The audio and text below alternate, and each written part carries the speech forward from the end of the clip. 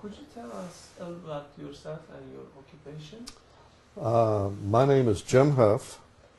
I taught for 35 years in the Oklahoma City Public Schools. I'm a social studies teacher.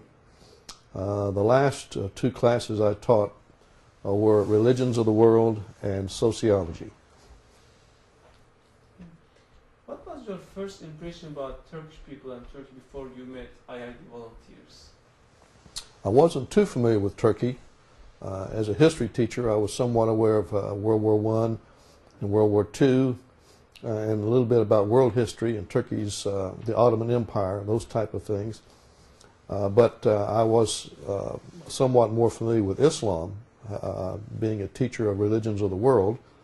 I had taken several visits to a local mosque and taken my students there.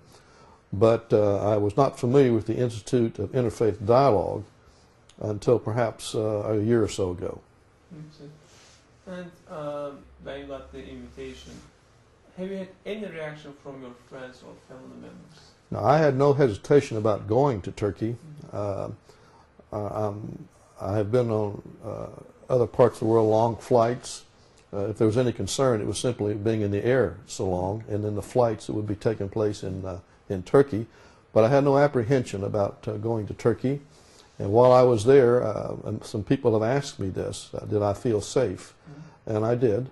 I know that I was going to places where there were many tourists, and the people there are going to be friendly and happy and straightforward with you. They're trying to sell their items, and so they're going to be nice and cooperative. But on the streets, in restaurants, waiters, I happened to go into a pharmacy. I was looking for some medication for some sinus problems. But at no point did I receive any type of what I consider to be angry looks. There was no body language that indicated someone was a little offended at me being somewhere, even in the mosques. This did not take place. So I felt very safe. I felt, and I do believe that the Turkish people as a whole are wanting to be friends with the United States, wanting to be friends with the world. And that came across just in the general walking down the street or in a shop or in a bazaar, something like this. And your trip? What did I like the most? Struck you the most and okay. you liked the most? Well, again, I enjoyed the home visits. I thought those were very, very productive, very, very meaningful. These were not people who were trained necessarily to deal with tourists, and they weren't going to be, and it was very open. You could ask any kind of questions you wanted about Islam, about Turkey, about family life. It was very good. One of the homes we visited was a doctor who was a heart specialist and had his training here in the United States. And we had some nice dialogue about his concerns about how expensive American health care was. And we all applauded him because we're in agreement with him. But I liked the home visits. One of the things that I really enjoyed was in one of the visits to the mosques. We were there at the time of prayer, and some of those in our group actually did their evening prayers. And we got to see firsthand the practice. And I've seen things on television, I've seen pictures in books and magazines, but to see it firsthand was very important. And I did like the ruins, Perga, the Colosseum, the old Roman Colosseum. It was in one of the locations. The caves that we went into. There's a broad spectrum of geography in Turkey. It is a broad spectrum of landforms and a type, very pretty, very desolate. But it was there were just a variety of things. But I guess one of the things that really I benefited from the most as a teacher was some of my private conversations with individuals who were Muslims. One of our guides was a Kurd, and we hear so much about the anger and animosity between Kurds and Turks. But to see this taking place in our group up close, that was beneficial for me to see that. Yes, right. So, what are the things of host families that affected you the most?